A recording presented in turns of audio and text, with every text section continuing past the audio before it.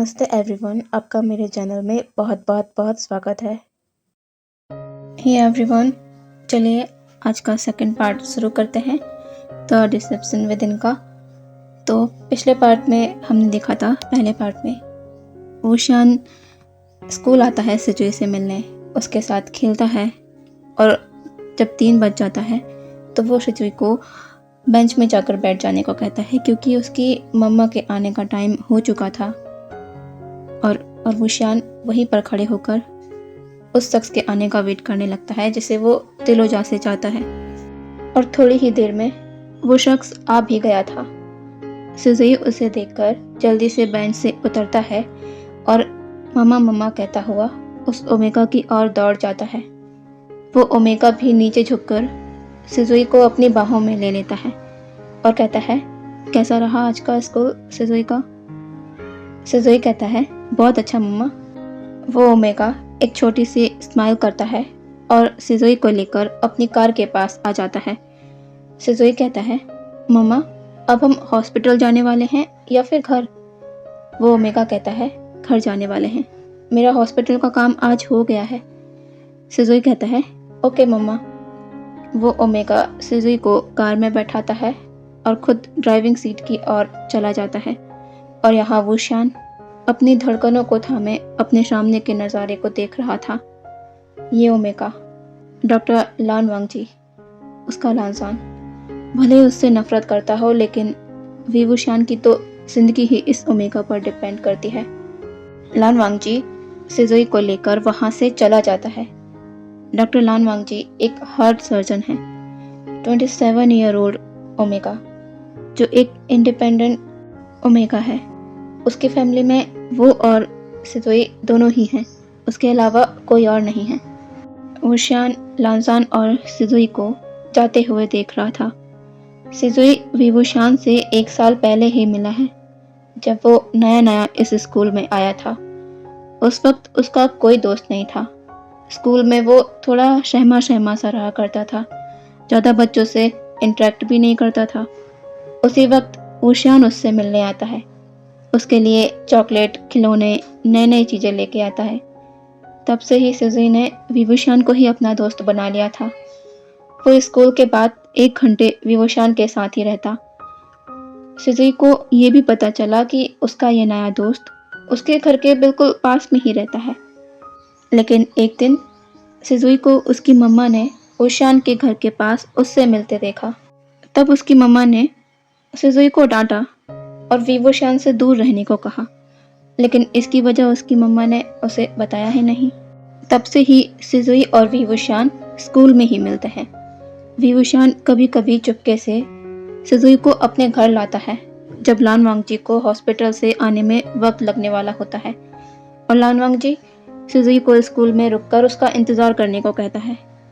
सिजुई को वुशियान के घर आना, उसकी वर्कशॉप में रुकना बहुत ज़्यादा पसंद है, लेकिन वो ज़्यादा देर तक वहाँ नहीं रुक पाता क्योंकि उसकी मम्मा कॉलोनी में सभी से बातें करती है, लेकिन वो उसके दोस्त वुशियान से बातें नहीं करती और ना ही उनसे मिलती है और ना ही उसे मिलने देती है।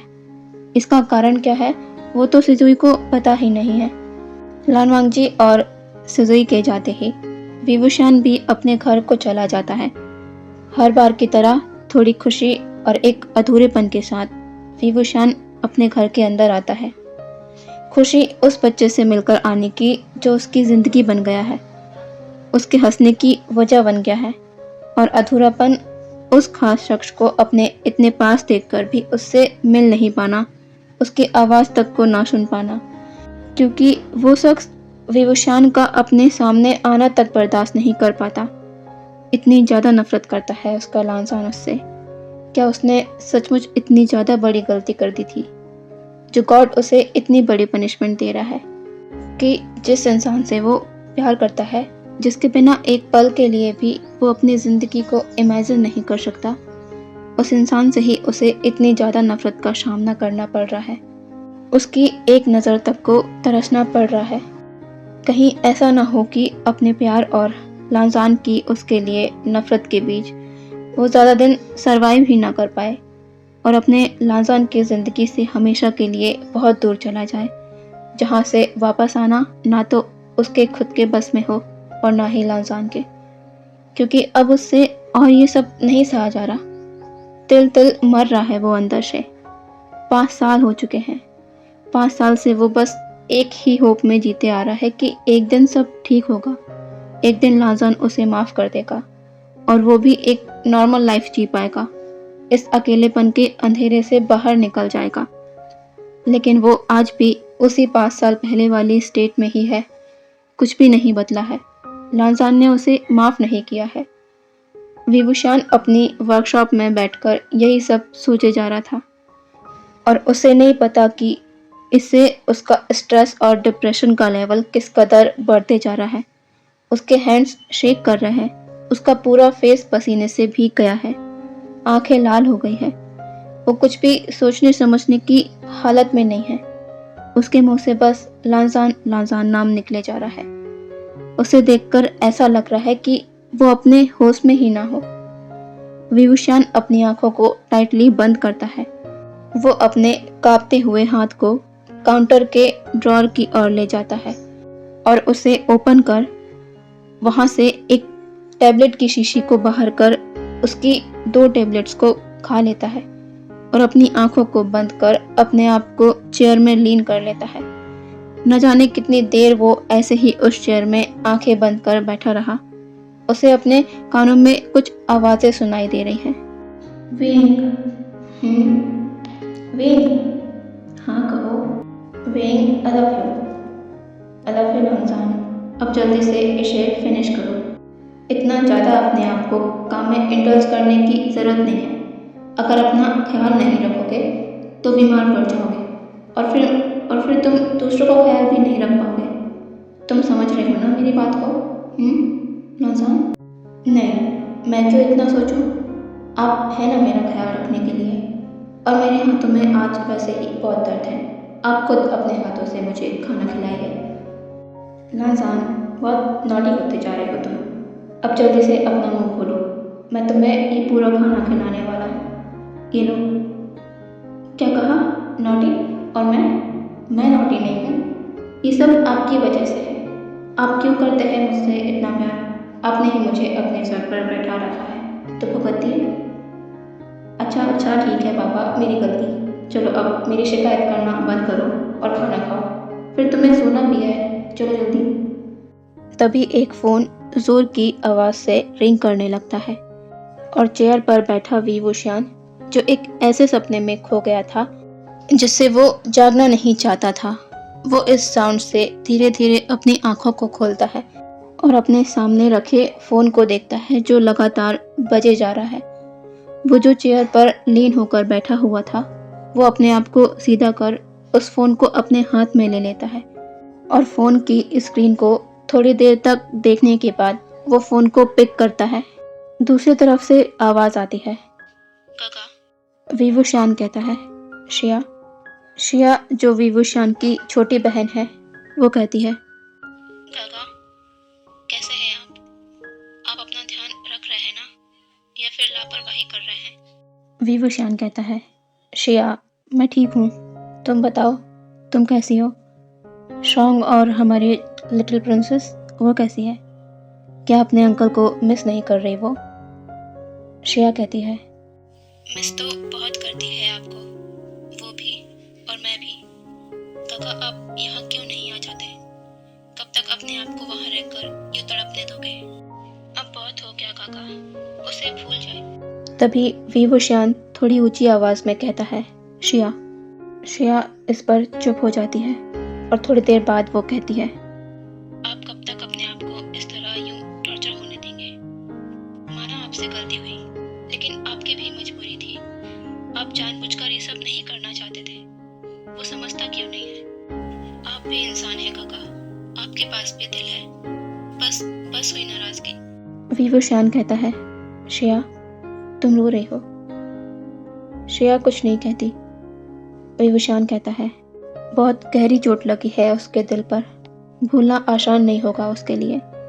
बहुत प्यार जो करता था वो मुझसे, वो जब तक चाहे जितना चाहे मुझे तड़पा सकता है। मैं इसे अपनी गुनाह की सज़ा समझकर खुशी खुशी एक्सेप्ट करूँगा। मैं उसे दूर से देखकर ही खुश हूँ, शिया कहती है मॉकिंगली। खुश? काका, आप मुझसे झूठ नहीं कह सकते, इसीलिए इस तरह प्रिटेंड करना बंद कीजिए। विभूषण कुछ नहीं कहता। शिया कहती है, क्या आप उससे मिलते हैं? सिजरी से? कितना बड़ा हो गया होगा ना वो? विभूषण इस पर स्माइल के साथ कहता है, हाँ, बहुत बड़ा हो गया है वो। मैं थोड़ी देर पहले ही स्कूल पर उससे मिलकर आया। तुम्हें पता है, जब वो हंसता है उसके मोटे मोटे गाल ऊपर आ जाते हैं। उस वक्त वो बहुत ही ज़्यादा एडोरेबल लगा करता है। मुझे उसके पूरे फेस पर किसेस करना बहुत अच्छा लगता है, और जब मैं ऐसा करता हूँ तो वो खिलखिलाकर हंस उठता है। वो बिल्कुल उसकी तरह है। उसके साथ वक्त कैसे बीत जाता है पता ही नहीं चलता। शिया अपने भाई की आवाज़ में वो खुशी महसूस कर सकती थी।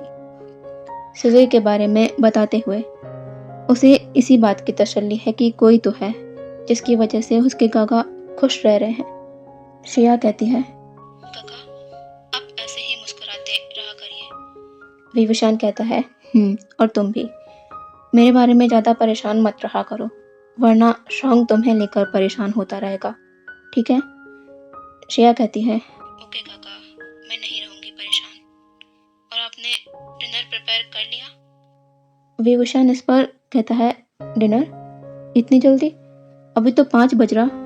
लेकिन वो एकदम से रुक जाता है जब वो घड़ी में टाइम को चेक करता है। 7:30 बज चुका है। क्या इतनी देर तक उसकी आंख लग चुकी थी? शिया कहती है, काका, क्या हुआ?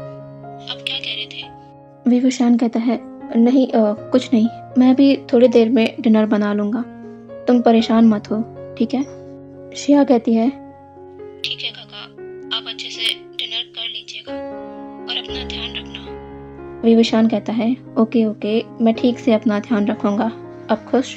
शिया कहती है, ठीक है, तो मैं रख रही हूँ फ़ोन। विभूषण कहता है, ठीक है, बाय। शिया फ़ोन कट कर देती है। विभूषण फ़ोन को रखकर बाहर की ओर देखता है। अंधेरा हो चुका है। वो अपनी जगह से उठकर वर्कशॉप से अब घर के किचन में आ जाता है।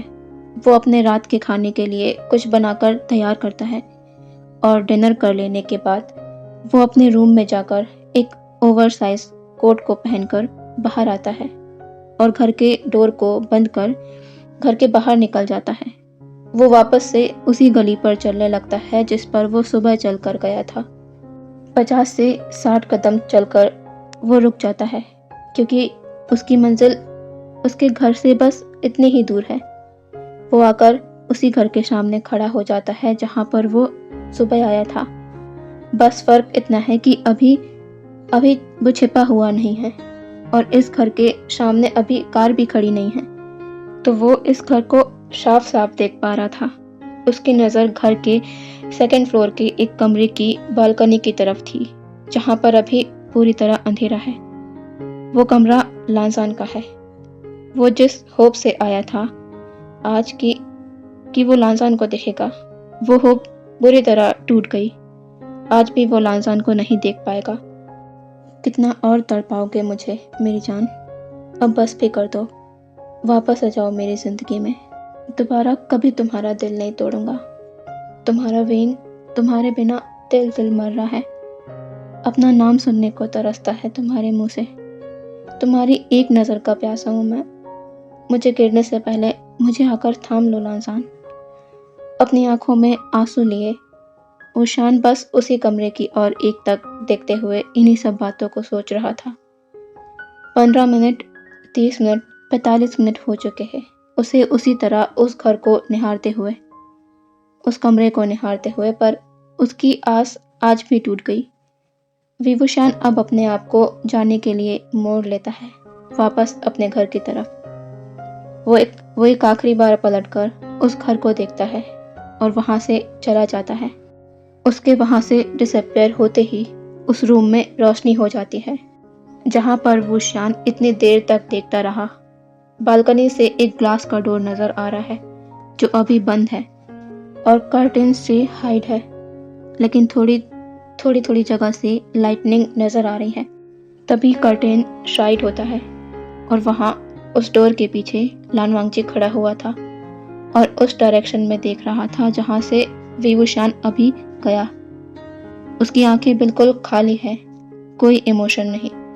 उसने अपनी आंखों में ग्लासेस को पहना हुआ है। उसके कमरे को देखें तो कमरा बहुत ही सुंदर है।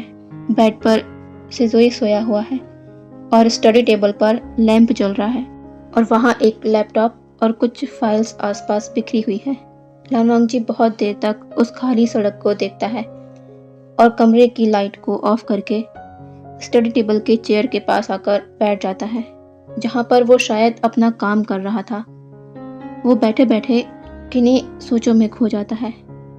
उसे पता है कि विवुशान डेली रात को और सुबह उसके घर के पास आता है। लान वांगची अपने हेड को टर्न करके सिजोई को देखता है जो पीसफुली बेड पर सोया हुआ है। वो अपने लैपटॉप को बंद करता है, स्टडी लैंप को ऑफ करता है और आकर सिजोई के पास बेड पर लेट जाता है और सिजोई के फॉरहेड पर किस करके उसे अपने पास लाकर अपने बेटे को हग करते हुए अपनी आंखों को बंद कर लेता है। कुछ धोखे कभी भुलाए नहीं जाते। विवुशान अपने घर पर आकर सीधे अपने वर्कशॉप पर ही आ गया था और अपने काम को कर कर ही वो अपने नॉन स्टॉप थॉट्स को डाइवर्ट कर सकता था जो बस लांजान के नाम और उसकी यादों से भरे हुए हैं। विवुशान अपना सारा फोकस अपने काम पर कर लेता है। रात के 10 बजे से अब 2 बजने को आया है, लेकिन विवुशान है कि लगातार काम किए जा रहा है। वो ये जानबूझकर कर रहा है या उसे इस बात की खबर नहीं है कि समय कितना हो गया है। 3 बजे विवुशान अपने काम को रोकता है और वर्कशॉप को बंद कर अपने रूम में आ जाता है। फ्रेश होने के बाद वुशान आकर बेड पर लेट जाता है और सीलिंग की ओर देखने लगता है। उसकी आंखें बिल्कुल भी नहीं झपक रही है। हाँ, ये सही है कि विवुशान अपना समय काटने के लिए देर रात तक काम करता है, क्योंकि उसकी सबसे बड़ी प्रॉब्लम तो बस यही है कि उसे नींद नहीं आती। वो चाहे दिन भर कितनी ही भागा दौड़ी कर ले, कितना ही हार्ड वर्क कर ले, लेकिन उसके बाद भी उसकी आंखों में नींद दूर दूर तक नहीं होती। वो कितनी ही नींद की गोलियां खा ले, लेकिन उस पर उनका कोई असर ही नहीं होता।